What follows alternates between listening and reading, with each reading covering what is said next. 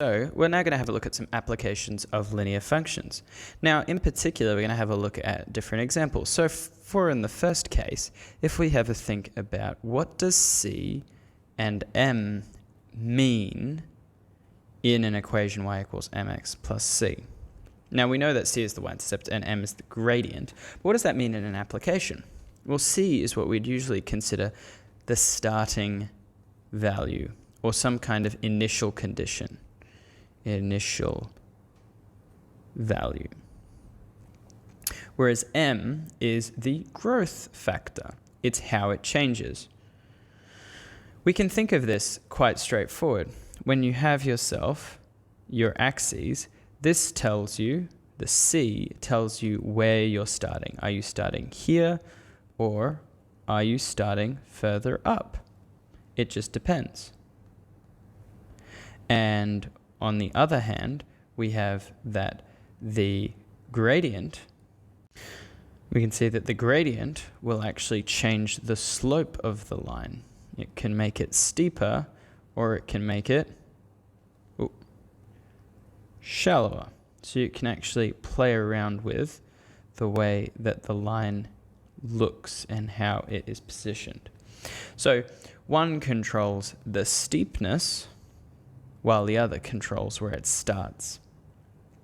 And so that's how we can actually use M and C in real-world examples. So let's have a look. So Mary saves $16 every week and puts it into an account with $40 already in it. Develop a model to predict the money A after W weeks. Use your model to predict the value after 10 weeks and use your model to predict how many weeks until she has $1,000. So this is a really common sort of question that we would see a lot.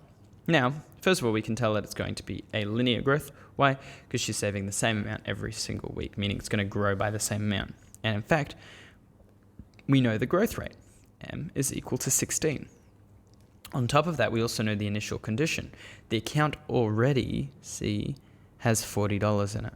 So we can already give her an equation. Y is equal to 16x plus 40.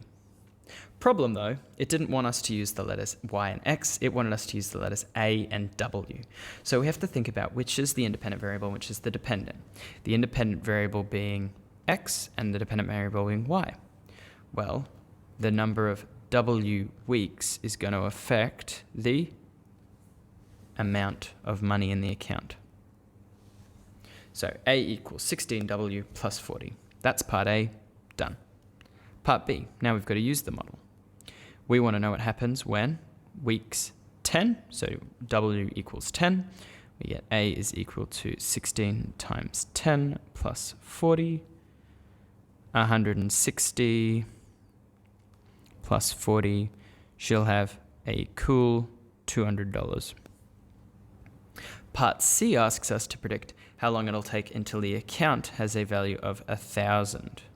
So A equals 1,000.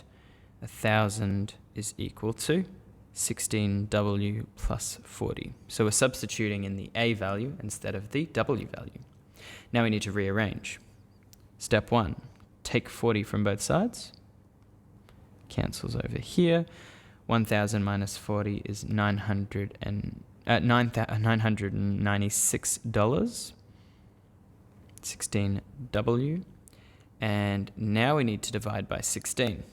Now lots of you'd probably reach for the calculator here, but I promise dividing by 16 is not so hard. Mostly because we can just use our fraction skills here.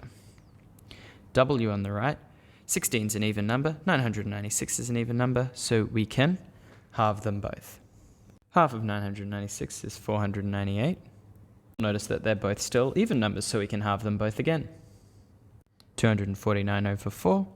Now this is no longer an even number, but it's very close to 250 over 4. So we can get pretty close here. At this point, you could maybe switch to doing some long division to work it out. So we can do 4, 249. 4 doesn't go into 2, but it does go into 24 6 times, remainder nothing. And 4 goes into 9 2 times, remainder 1. So we get 62 1/4 is equal to W, or 62.25. If you wanted to continue going, 4 goes into 10 twice, remainder 2, 4 goes into 20 5 times. So if you want to do the long division all the way, I am showing long division for a reason. It will come up later. But it's good to be able to work things out without a calculator if possible. So 62.25 is not a very good answer though, because if I said to you, oh, you know, when are you coming over? Oh, you're in 62.25 weeks. I'd probably say that you're a bit of a crazy person, because weeks are generally something we measure in whole.